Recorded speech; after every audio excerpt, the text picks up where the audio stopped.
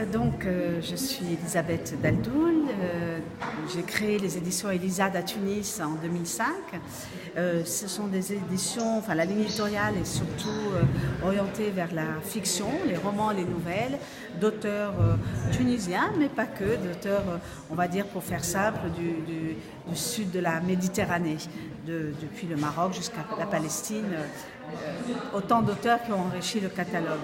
Et ma présence ici est un bonheur puisque c'est l'occasion de partager des expériences avec les confrères marocains et algériens, et notamment avec, en toutes lettres, une belle maison d'édition militante.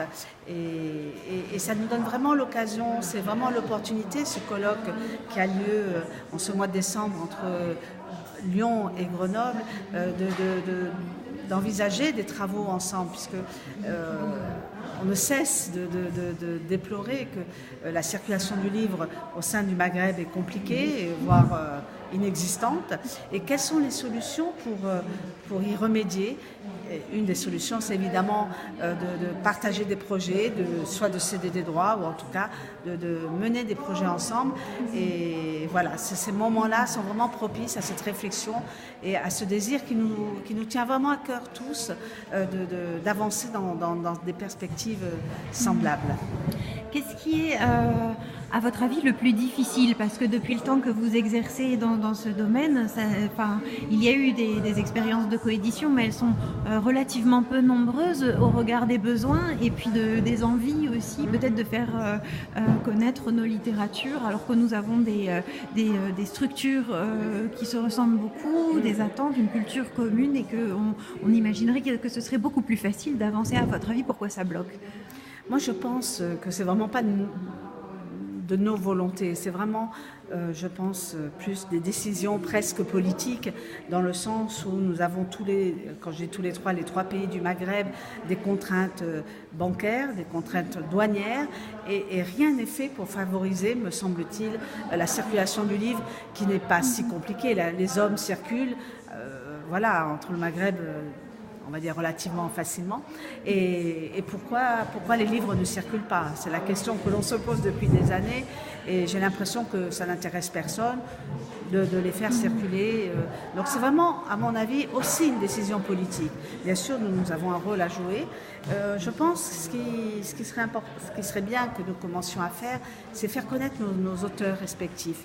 Je me rends compte qu'en Tunisie, nous ne lisons quasiment pas les auteurs algériens et marocains, non pas parce que c'est délibéré, mais tout simplement parce qu'on ne les connaît pas et qu'ils ne sont pas passés par la case médias français pour se faire connaître.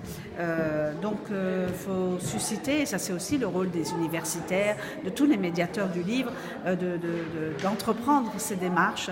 Et j'ai pu constater également, pour avoir travaillé avec des éditeurs marocains, que idem, ils me faisaient c'est le même constat.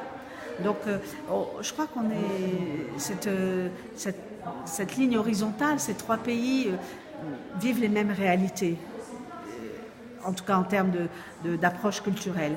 Et voilà, alors donc si chacun d'entre nous arrivons à faire avancer un petit peu les choses, mais il est certain que tout ce qui est conditions bancaires et douanières, on n'est pas très, très fort pour ça, et il faudrait faire bouger les choses. Mais on essaye à notre petit niveau.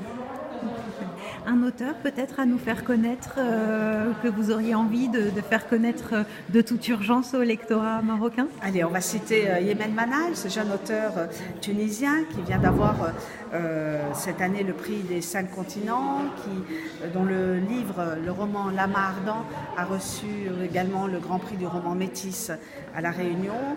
Et voilà, c'est un jeune auteur qui parle... en fait, c'est un conte et qui parle finalement à tout le monde, mais je suis sûre que les Marocains et les Algériens y trouveront pas mal de clins d'œil propres à nos pays du Maghreb.